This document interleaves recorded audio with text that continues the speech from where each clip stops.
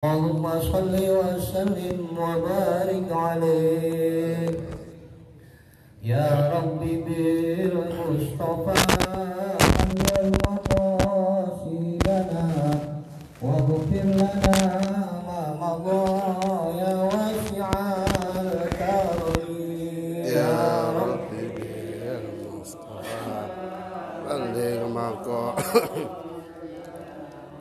واغفر لنا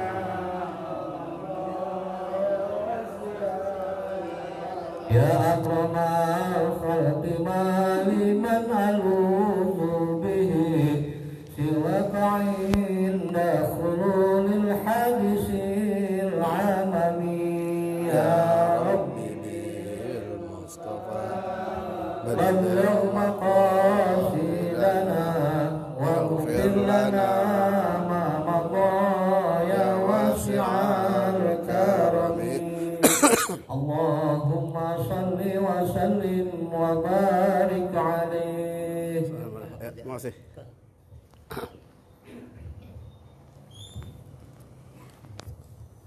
Bismillahirrahmanirrahim. Assalamualaikum warahmatullahi wabarakatuh. Alhamdulillahilladzi nawwara qulubana binuril iman wal islam. Wassalatu wassalamu ala asyrafil anam Sayyidina wa habibina wa syafi'ina wa maulana Muhammadin wa ala alihi wa ashabihi al-bararatil kiram, amma ba'du. Hadirin jamaah muzakarah yang saya muliakan, alhamdulillah puji syukur kepada Allah berkat inayah serta hidayahnya. Pada kesempatan ini kembali kita dipertemukan di majelis kita yang tentu dengan iringan doa mudah-mudahan segala kegiatan yang kita niatkan ibadah menjadi ibadah yang diterima oleh Allah Subhanahu wa taala. Selanjutnya salawat ma'assalam mari sama-sama kita sampaikan kepada baginda Nabi besar Muhammad sallallahu alaihi wasallam.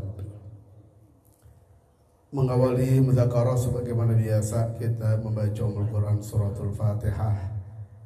Kita mohon kepada Allah mudah-mudahan dengan keberkahan suratul Fatihah kita baca, orang-orang tua kita, guru-guru kita, sanak pamilik kita, karib kerabat kita yang telah berpulang ke rahmatullah, mereka semua Allah ampunkan dosa-dosanya, Allah terima amal ibadahnya, Allah jadikan kuburnya raudhah min riyadil jannah.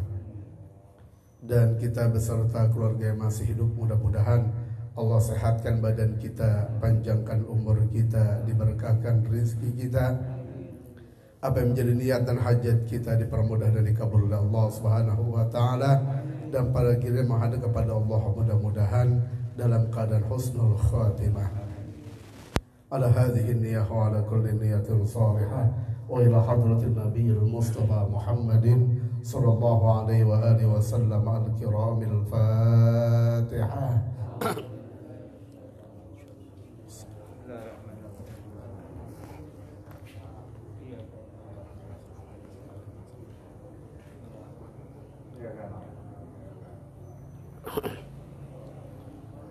Sadaqallahul azim. Bismillahirrahmanirrahim. Wa bisanadil muttasil ila al-imamil muallifi rahimahullahu ta'ala wa adaman naf'a bihi wa bi barakati ulumihi bidaraini amin ya rabbal alamin. Biha yadkhulul jannata min babid duha. Rawat Tabarani anin Nabi sallallahu alaihi wasallam annahu qala inna fil jannati baban yuqalu lahu duha.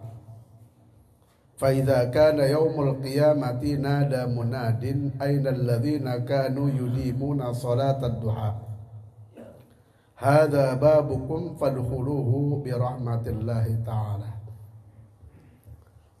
Jamaah sekalian yang saya muliakan, kita masih melanjutkan mudzakarah kita tentang fadilah atau keistimewaan rutin mengerjakan sholat sunnat duha. Ini duha bagian pertama kemarin kita menyambung ke salat duha karena ada beberapa pekerjaan yang dengan pekerjaan itu insya Allah dosa-dosa kita diampunkan oleh Allah Subhanahu wa Ta'ala. Ternyata sholat duha yang kita pahami selama ini akan mencukupi rezeki kita, banyak faedahnya. Yang pertama yaitu insya Allah dengan sholat duha Allah akan mengampunkan dosa kita. Pada pertemuan ini biha ay bi sholatid duha, dengan orang mengerjakan sholat duha yadkhulul jannata min babid duha, dia akan masuk surga melalui satu pintu yang disebut dengan babud duha. Mungkin selama ini kita sering dengar kalau orang puasa khusus itu pintunya namanya pintu apa? Babur Rayyan. Babur Rayyan khusus orang puasa nih. Lalu kalau orang itu mengerjakan sholat duha ada pintu khususnya juga. Jangan bilang begini jemaah bu, kalau jangan pintu tuh gue keder gitu. Iya, ini bayangannya kayak kita di Masjid Nabawi, di Masjid Haram kan pintunya banyak tuh ya. Pintu ini terus saya keder jadi ya gitu. Enggak. Artinya apa? Kita masuk ke surga sesuai dengan keinginan kita, mau masuk lewat pintu mana saja. Itu enak itu. Kayak kita di Masjid Alisan nih. Kalau bahasa kita mau masuk dari Blablir, dari rumah Sesali arahnya boleh. Dari arah Blabludik paham ya? Blabludik sebelah selatan dari rumahnya Bang Nasruddin di Banyo, silakan. Mau dari depan lapangan silakan juga. Mau dari belakang mungkin silakan aja. Itu kalau kita banyak amalia kita tinggal pilih mau masuk pintu mana saja. Rawat Tabarani anin Nabi sallallahu alaihi wasallam annahu qala. Ada satu hadis dalam riwayat Imam At-Tabarani dari baginda Nabi besar Muhammad sallallahu alaihi wasallam. Inna fil jannati baban. Sesungguhnya di dalam surga itu ada satu pintu. Asal kalimatnya inna baban fil jannati. Baban itu jadi isimnya inna. Karena inna itu tansibul isma wa tarfa'ul khabar. Nah khobarnya didahuluin, isimnya dibelakangin. Jumlah jar majrur menjadi khobarnya inna. Inna fil jannati baban. Di dalam surga itu ada satu pintu. Yuqalu lahu, dikatakan bagi pintu itu ad-duha, yaitu pintu duha. Fa idza kana yaumul qiyamati. Nanti kita baru tahu nih. Kapan? Idza kana yaumul qiyamah. Kalau sudah datang hari kiamat. Tahunya bagaimana bahwa itu di situ ada pintu duha? Nada munadin, ada suara orang yang manggil-manggil. Diumumin. Kayak kita naik pesawat, kita naik kereta diumumin. Para penumpang jurusan Surabaya, silakan di Sepur 5. Penumpang ke Bandung di Sepur 1. Kan kita tahu tuh. Ini juga nanti ada nada munadin. Ada suara tuh yang manggil-manggil. Apa panggilannya? Ainal ladzina kanu yudimuna salatad duha. Woi, mana yang dulu waktu di dunia dawama yudawimu, dia biasa mengerjakan salat sunat duha. Dipanggil. Sekarang kan kita nggak tahu nih. Mungkin ada orang yang duhanya memang setiap hari 8 rakaat. Ada yang 4 rakaat, mungkin cuma 2 rakaat. Tapi dia istiqomah. Kita nggak tahu nih teman kita ngerjainnya. Cuma Allah pasti tahu. Allah pasti tahu. Iya pasti tahu dah. Makanya kita waktu ibadah kan dibilang udah lillahi ta'ala dah. Dia jadi begitu. Fardon lillahi. Kalau manusia mah nggak bisa balas apa-apa. Paling cuma sekedar puji. Saya mahbub ya rajin banget. Cuma begitu. Coba kalau Allah balasannya masya Allah di yaumil qiyamah. Nada munadin, ada yang manggil-manggil. Ainal ladzina yudawimuna duha. Oh, yang dulu pada tetap langgeng biasa rutin ngerjain duha. Itu Allah gerakin tuh dia bangun tuh. Kayak orang tukang azan juga begitu. Nanti yang tukang azan juga dipanggil, kelihatan. Katanya lehernya dipanjangin. Bukan kayak soang, bukan. Iya, dia diberi keistimewaan oleh Allah, dalam artinya begitu. Makanya kalau kita sudah niatnya lillahi ta'ala, Allah nanti akan membalas. Bahkan di dunia juga Allah sudah perlihatkan. Saya baca satu artikel menarik tentang Sultan Murad IV, penguasa Turki. Masya Allah. Jadi pada satu malam, ini sedikit cerita untuk menyambungin ini, kalau kita ibadah kepada Allah. Ini sultan, raja begitu, gelisah dia. Gelisah, nggak tahu sebabnya. Kadang-kadang kita begitu juga ya. Ini ngapa ya gue nggak bisa tidur, meremin kagak bisa, gitu. Gue melek juga rasanya bagaimana, gitu. Dia gelisah. Begitu gelisah, dipanggil pengawalnya. Ayo kita ganti pakaian, kita nyaru. Kita pakai pakaian bukan pakaian formal, pakaian kayak masyarakat biasa, pakaian preman. Diajakin kebiasaan beliau itu untuk belusukan. Belusukan artinya ngeliatin keadaan masyarakat itu. Diajak pengawal utamanya jalan berdua, pakai pakaian yang tidak terlihat bahwa beliau ini adalah seorang sultan, seorang raja. Singkat cerita Pak, begitu beliau sedang jalan, ada di satu tempat seorang jenazah yang tidak diurus oleh warganya. Itu jenazah dibiarkan tergeletak di lorong gang begitu. Di sultan nanya ini ngapa nih ada mayat kok nggak diurusin? Dibiarkan, ini kewajiban kita ini. Terus kata warganya, ini Pak orangnya orang fasik ini. Ini orang kagak benar, ini orang zindik, ini pora-pora doang Islam. Tukang maksiat ini dia. Kata sultan nggak banyak omong dah, jadi ribet-ribet doang. Udah kalau gitu beritahukan saya di mana rumahnya dia orang. Oh rumahnya di gang ini Pak, di gang ini. Dibawa tuh Mas Sultan sama pengawalnya, dibawa ke rumahnya, nyampe ke rumah, ketemu istrinya. Begitu ketemu istrinya, istri langsung nangis. Saya udah duga kejadian pasti seperti itu. Kata istri begitu. Pasti orang-orang mengatakan suami saya itu tukang maksiat. Suami saya pasti akan dibiarkan keadaan seperti ini. Saya udah yakin. Kata Sultan, emang kenapa begitu? Suami saya itu Pak, memang dilihat, ini istri nggak tahu kan Sultan. Itu dilihat oleh teman-temannya, memang kelakuannya sangat tidak baik. Saya udah ingetin dia, tapi dia tetap bawa caranya. Nggak baiknya gimana? Hampir setiap malam dia itu membeli minum-minuman keras. Hampir setiap malam kalau ada rizki dia itu datang ke komplek pelacuran. Saya marah gitu. Saya tahu bahwa suami saya ini kelakuannya tidak seburuk yang dilihat oleh teman-temannya. Maksud ibu gimana? Dia itu beli minum-minuman keras sampai di rumah dibuang, dimasukkan ke dalam toilet, kamar mandi.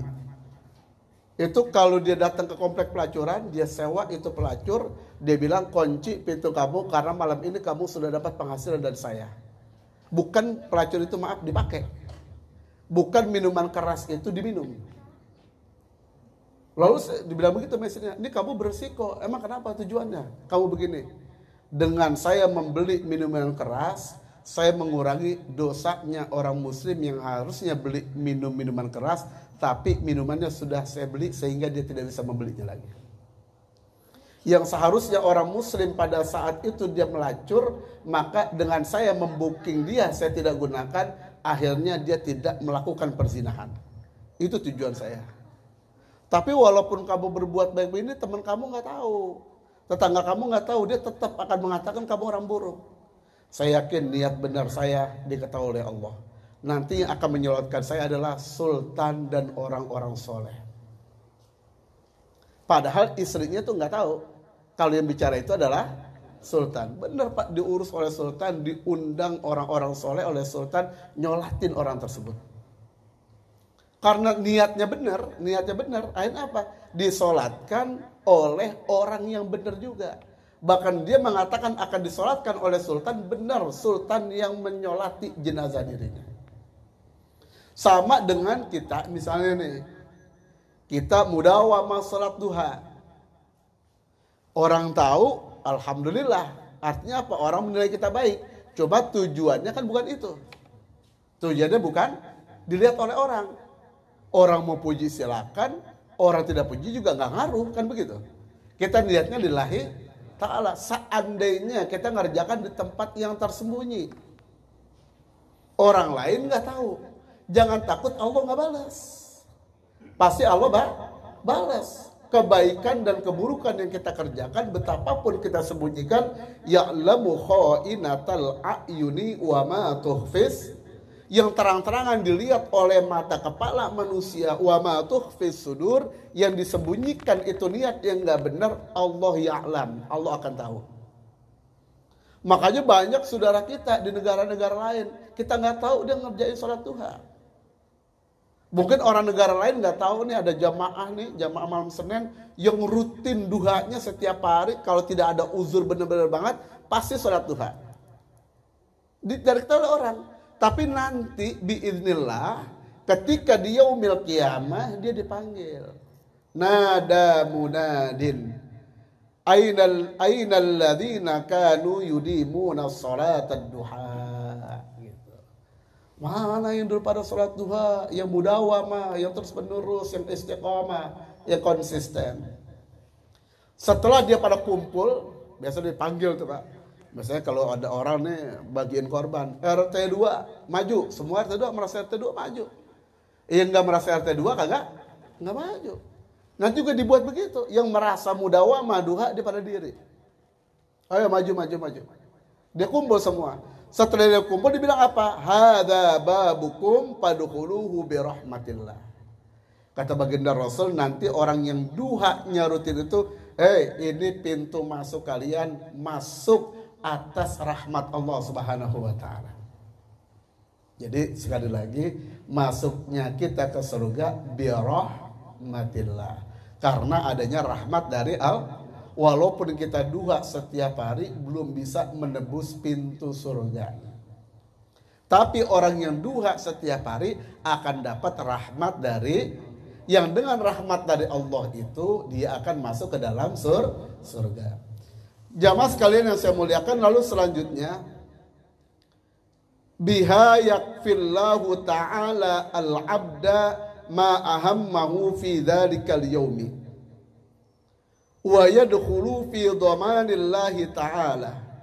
Rawat Tirmidzi an Abi Darda wa an Abi Dzarr radhiyallahu anhuma an Rasulillah sallallahu alaihi wasallam anillahi tabaraka wa ta'ala annahu qala ya ibna adam la tu'jizni min arba'i raka'atin min awwalin nahar ukfika akhirahu.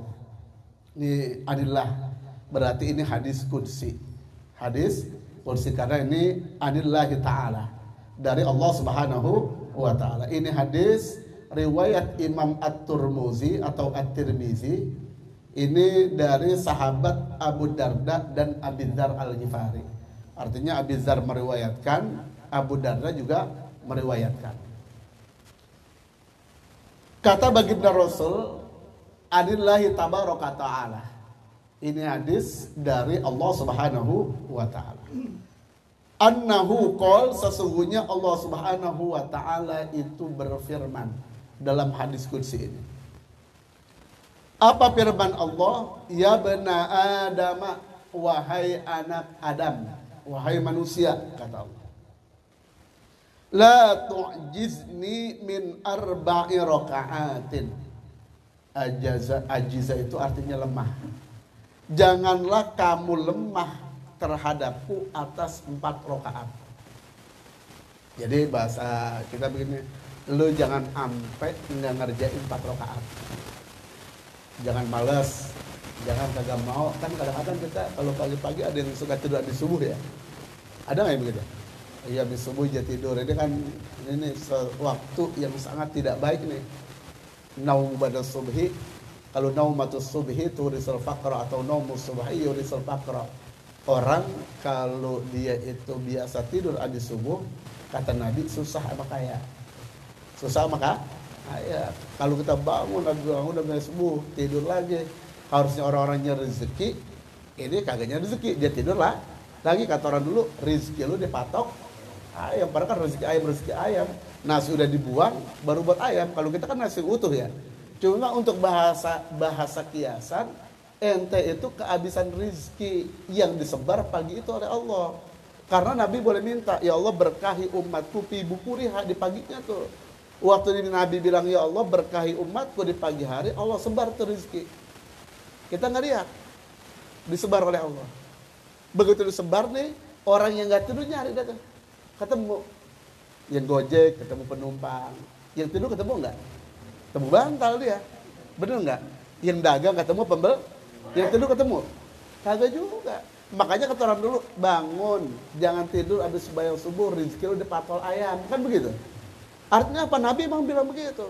Orang tua kita dulu nggak bisa ngeluarin hadis, bener nggak? Emang ngajinya nguping kayak kita, jiping, jider, jingo, kan gitu ya? Ngaji nguping, ngaji nyender, ngaji melongo. Jider ya, jider juga, ngaji nyender pula sudah nggak dapat, cuma diingat rapat-rapat tuh. Kalau orang habis sembahyang subuh tidur lagi nggak bisa kaya, gue lupa dalilnya, bilang aja dipatol ayam gitu ngomongnya. Jangan pakai tanya sama orang tua kita, emang dalilnya mereka nggak tahu. Udah kata Nabi begitu. Kalau kita yakin dengan Nabi, amalin. Jangan tidur habis sembahyang subuh. Lebih baik ngobrol lah. Kan katanya begitu ya. Lebih baik ngobrol, hilang ngantuknya, sembahyang duha udah. Kena wudhu biasanya kan seger, bener nggak? Habis seger jalan lah, yang ngojek, yang dagang, yang ngajar, jangan dibiasain, nggak bagus, nggak bah? Makanya kalau orang yang sahirul lail Pak, yang dia begadang di tengah malam, itu dia nebus ngantuk yang semalam bukan di waktu subuh. Mana? Qailulah menjelang waktu zuhur. Iya, menjelang waktu zawal itu ditebus. Waktu dia tidur sekitar setengah jam, itu nebus kekurangan yang semalam dia 3 jam nggak tidur. Nabi nggak ngajarin tidur semalam gua tahajud nih, bukan habis subuh, bukan. Habis subuh usaha udah. Karena kalau sudah habis subuh apa? Bisa jadi sekarang kata dokter penyakit. Ya orang kalau penyakitan buat berobat mulu duitnya, belamparan nyelengin. Buat berobat juga minjem, kan begitu ya? Iya, makanya naumus subhi yurisul faqra. Apalagi dia mudawama nih, dia mudawama apa kata Allah dalam hadis kursi? La tu'jizni min arba'i raka'atin min awwalin nahar. Pokoknya kalau mulai datang siang boleh sholat sunat, maka ente jangan sampai nggak bisa ngerjain 4 rakaat. Kalau kita ngerjain 4 rakaat di awwalun nahar, di waktu duha, ukfika akhirahu, maka aku cukupi engkau di akhir hari itu. Kita ngerjain ini awal pagi-pagi, maka hari itu menjelang sore segala kebutuhan kita pasti dipenuhi oleh Allah Subhanahu wa taala. Yakinin aja Pak, gue nggak kerja Haji Mahmud, entar juga ada jalannya.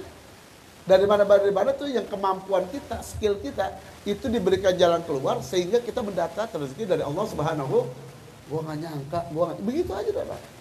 Yang penting mudawamah itu istiqomah, kerjain 4 rakaat peringkat setiap hari terus. Kita yakin Allah la yukhliful mi'ad. Mulai azam dari sekarang, apalagi misalnya yang masih teman-teman yang masih muda-muda nih, dia ngerjain dari sekarang Pak, belum sampai tua insya Allah sudah nyata keberkahan dia mudawamah untuk ngerjain sholat sunat duha.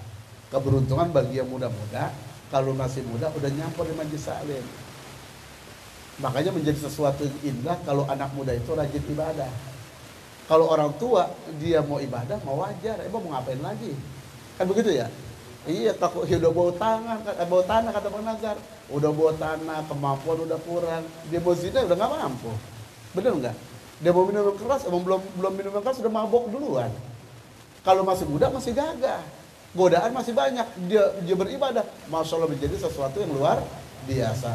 Apalagi waktu dia ibadah itu memang ada fadilah keutamaannya yang ditentukan oleh Allah maupun Rasulullah, termasuk salah satunya arba'a raka'atin awwalin nahar ukfiha akhirahu, maka dia akan dicukupi oleh Allah di akhir harinya itu segala kebutuhannya.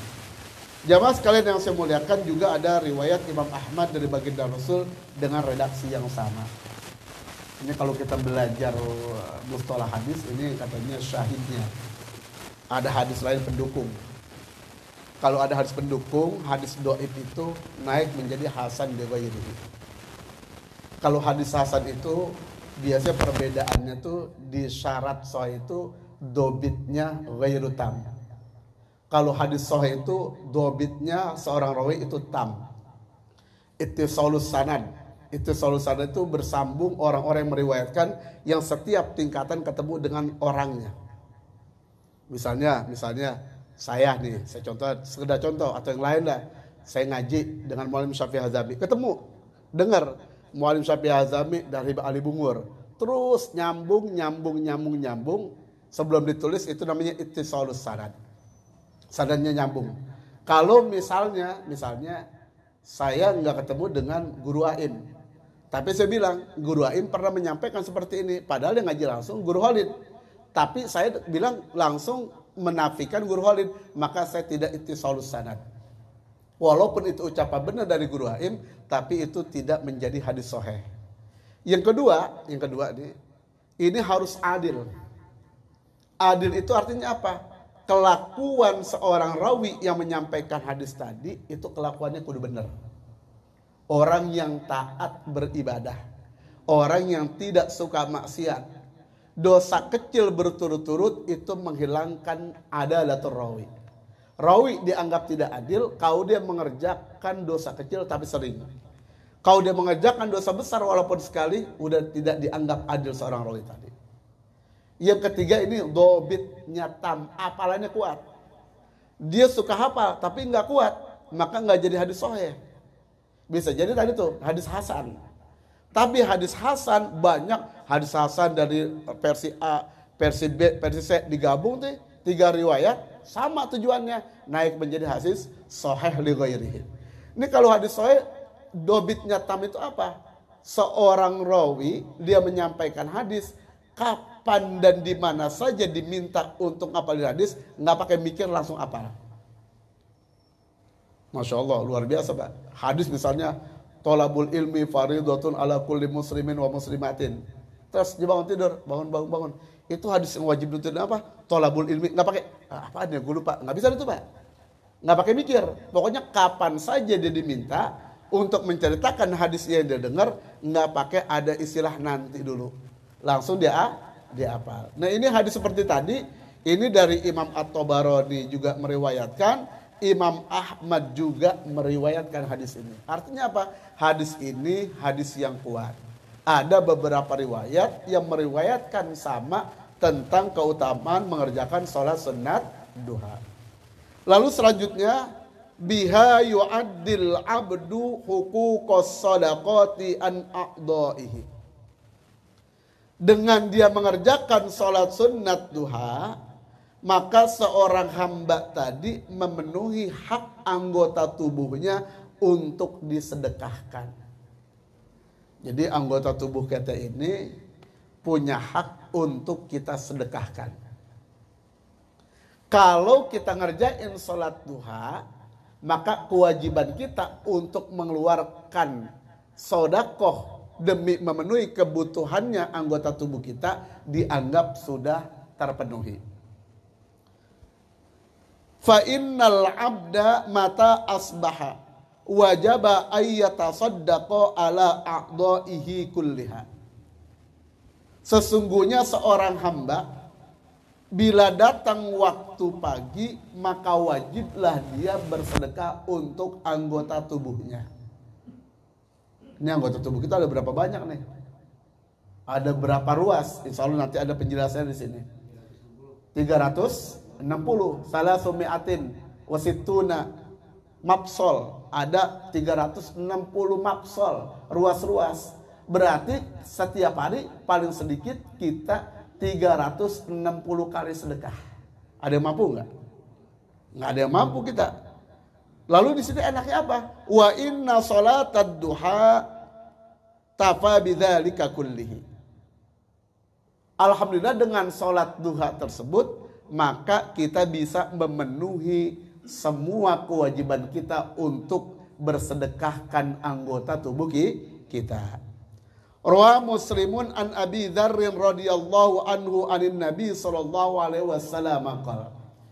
Diriwayatkan oleh Imam Muslim dari sahabat Abi Dzar Al-Ghifari bahwasanya baginda Nabi besar Muhammad sallallahu alaihi wasallam bersabda, yusbihu ala kulli sulama ay adwin min ahadikum sadaqah fa kullu tasbihatin sadaqah wa kullu tahmidatin sadaqah wa kullu tahlilatin sadaqah wa kullu takbiratin sadaqah wa amrun bil ma'rufi sadaqah wa tanha 'anil munkari sadaqah wa yujzi'uhu min dzalika raq'ataini yar'aquhuma minad duha.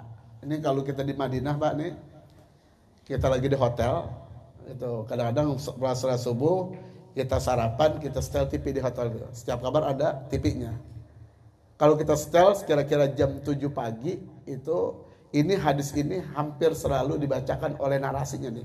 Itu kan gambar raudhah, gambar makam Nabi, gambar Masjid Nabawi, orang sedang sholat. Narasinya nih, beritanya, ini salah satu ini nih, tentang sholat duha. Jadi di TV-nya itu, di TV siaran, di channelnya di Madinah itu, kita diajak, dimotivasi untuk ngerjain sholat duha. Nah, motivasi gimana? Dibacain salah satunya hadis ini nih. Biha yu'addil abdu huquqal a'dha. Ini untuk kita memenuhi kewajiban menyedekahkan anggota tubuh kita. Kita bersedekah memenuhi haknya anggota tubuh kita. Kata baginda Rasul, yusbihu ala kulli sulama ay adwin min ahadikum sadaqah. Setiap pagi atas anggota tubuhmu itu ada kewajiban untuk bersedekah. Fakullu tasbihatin sadaqah. Kita bertasbih juga itu sedekah. Mungkin baru sedekah tangan kita nih. Subhanallah, subhanallah, subhanallah. Lisan kita. Baru lisan kita. Subhanallah. Bibir kita bergerak. Oh, itu udah penuh juga. Karena baca subhanallah. Hati kita ingat. Jadi subhanallah. Akal kita ingat juga. Jadi subhanallah. Tapi kaki kita belum tentu. Belum tentu. Yang kedua apa? Fakullu tahmidatin sadaqah. Alhamdulillah juga sadaqah. Subhanallah walhamdulillah. Wa kullu tahlilatin sadaqah. Tahlil juga la ilaha illallah itu juga sadaqah. Wa kullu takbiratin sadaqah.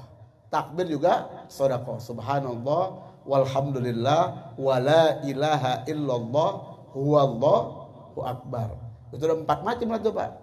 Dibawa oleh malaikat, dilaporkan, diserahkan kepada Allah Subhanahu wa taala. Wa amrum bil ma'rufi shadaqah. Ngajak orang untuk berbuat baik juga sedekah.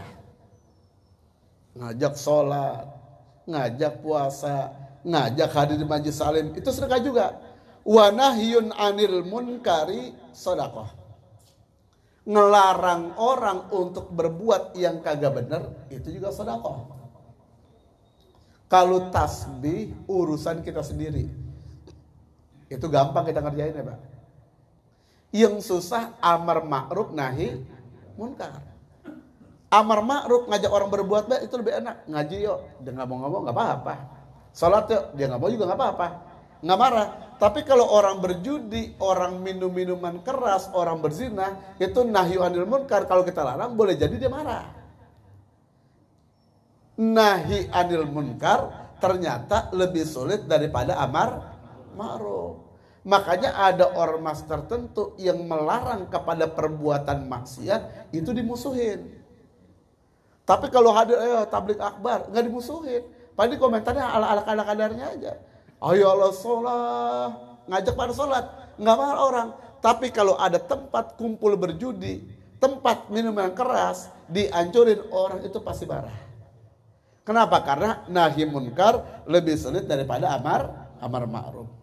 Lalu selanjutnya, wa yujzi'u min dzalika raq'atani yarka'uhuma minad duha. Terpenuhi, yujzi'u, mencukupi, terpenuhi untuk sedekah anggota tubuh kita yang sebanyak 360 mafsal tadi, ruas tadi itu, dengan sholat 2 rakaat. Tanggung jawab kita di hadapan Allah udah hilang itu. Ente ada kewajiban untuk menyedekahkan anggota tubuh ente. Ada berapa banyak? 360 mafsal, ruasan. Itu fasola artinya pemisah. Kayak kita baca buku pasal 1, pasal 2 itu kan pemisah. Kalau wasol itu nyambung. Makanya kalau kita baca Quran di wasol disambung-sambung. Kalau di pasol dipisah-pisah. Dipisah-pisah itu anggota tubuh kita. Ini berapa ini? Kita hitung. 1, 2, 3 dah kita anggap 15, 30. Kaki misalnya 30 lagi 60. Masih kurang 300. Di belah mana ada itu? Kita nggak tahu. Cuma Rasul tahu itu. Kau diteliti oleh dokter, ketemu.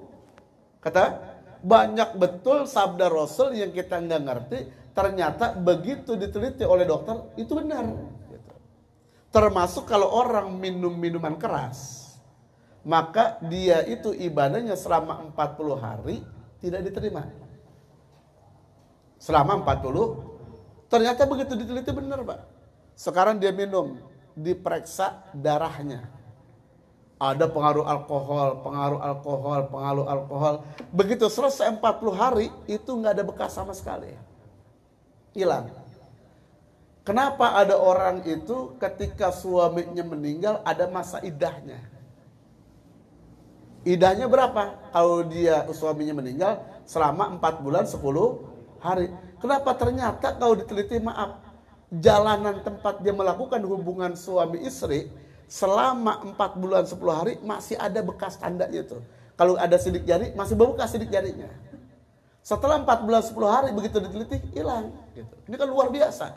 Rasul bukan seorang dokter, tapi beliau menyampaikan seperti ini. Kenapa? Wa ma yantiqu anil hawa in huwa illa wahyu. Nah, begitu juga ini mafsal kita, ruas-ruas kita ini sebanyak 360. Kita belum bisa hitung. Kuping kita gini mungkin, leher kita, pundak kita, sikut kita, pergelangan tangan. Nggak mungkin kita gitu, mungkin kayaknya sampai 300 nggak mungkin.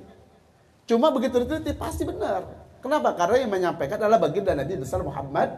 Ternyata setiap mafsal ini, setiap ruas-ruasan begini, ini ada kewajiban kita untuk bersedekah, diniatkan untuk mafsal kita ini. Wah, berapa banyak saya nggak tahu. Berapa? 360 kali nih. Oh, gampang kata baginda Rasul. Cukup dengan sholat sunat 2 rakaat, sholat sunat duha, terpenuhilah kewajiban kalian untuk menyedekahkan 360 ruas anggota tubuh kalian. Masya Allah, itulah mudahnya ajaran agama Islam. Sehingga dengan mudah seperti itu, kewajiban kita jadi tidak terasa berat. Makanya Islam itu ajarannya mudah, tapi jangan dimudah-mudahin. Gampang, tapi jangan digampang-gampangin. Alah, dasar itu dimaafin sama Allah. Kalau belum sempat minta maaf kita meninggal, gimana maafinnya? Kan na'udzubillah sama na'udzubillah. Lalu juga minta maaf, di neraka paling maafir. Iya, kalau maafinnya sehari dunia, kalau sehari akhirat 1000 tahun. Kalau maafinnya seminggu 7000 tahun. Kalau maafinnya 1 tahun dikali 1000 kan luar biasa. Ini makanya kita alhamdulillah dengan kita mudzakarah seperti ini, kita keluar dari rumah nih masing-masing, sahalallahu lahu bi thariqan ila jannah. Mudahkan kita masuk ke dalam surganya Allah. Kenapa mudah? Boleh jadi memang sudah geraknya Allah, kita ingin dijadikan orang yang baik oleh Allah. May yuridillahu bi khairan yufaqihu fiddin. Orang yang dikehendaki menjadi orang baik oleh Allah, dia dibuat mengerti tentang agama. Begitu dia ngerti, oh ternyata sholat sunat duha itu salah satu faedahnya, nanti ada pintu khusus masuk yang disebut dengan babud. Dia terus semangat, dia ngerjain tuh mudawamah, nggak banyak dah 2 rakaat, sudah janji dapat pintu surga. Kewajiban menyedekahkan anggota tubuh yang sebanyak 360 ruas sudah terpenuhi, kan itu menjadi luar biasa. Yang lebih enak yang manusia kan maunya insan saat ini juga sehari-harinya diberikan kecukupan oleh Allah Subhanahu wa ta'ala. Ternyata Masya Allah sangat luar biasa. Di samping menghapuskan dosa-dosa kita, begitu banyak faedah sholat sunat duha. Mudah-mudahan dah a'inna ala dzikrika wa syukrika wa husni ibadatik, kita bisa mengerjakan ibadah-ibadah dengan sebaik-baiknya sehingga kita dimuliakan oleh Allah fid dunya wal akhirah. Amin ya rabbal alamin. Saya pikir untuk malam ini cukup sekian. Kita akan melanjutkan acara 15 hari Bang Haji Bawori. Mudah-mudahan sekali lagi segala niat kita mengerjakan apapun yang kita niatkan di ibadah benar-benar menjadi ibadah yang diterima oleh Allah Subhanahu wa taala. Amin ya rabbal alamin. Mari kita tutup muzakarah kita sebagaimana biasa, kita membaca zikir tauhid dengan memejamkan mata kita, mengeluarkan suara keras. Insyaallah kita dianggap berzikir sehari penuh di sisi Allah Subhanahu wa taala. Afdalu ma qultu ana wan nabiyyu